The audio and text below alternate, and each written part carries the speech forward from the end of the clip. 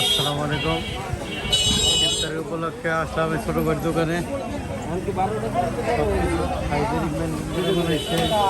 তেহারি, বিরিয়ানি, সামোসা, গরম গরম ভাজা হচ্ছে। হালিম আছে দেখি। বড় ভাই যে এই দেখেন হালিমের পায়াগুলো চলতেছে, রান্না চলতেছে। আলু ভর্তারা যা জোশ না, এটা কি চপের জন্য না?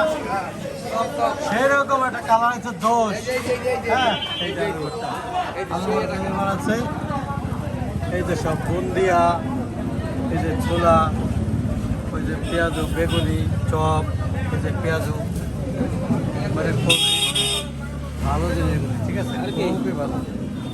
ঠিক আছে, ভিতরে চলতেছে যারা রোজা নাই বা তাদের ইয়ের জন্য তবে তারা খাচ্ছে।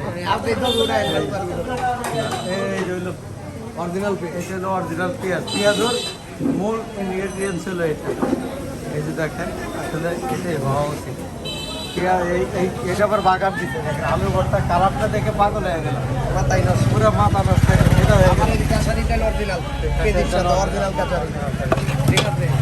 গেল এখানে, আসবেন না এখানে। আর হইলো ভালোবাসা নিয়ে যাবেন, ভালোবাসা দিয়ে যাবেন।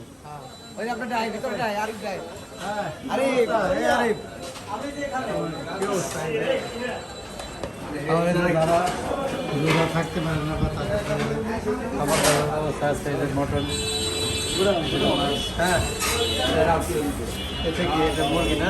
হ্যাঁ, এটা মুরগি। ওটা ডিম শেষ হয়ে গেছে।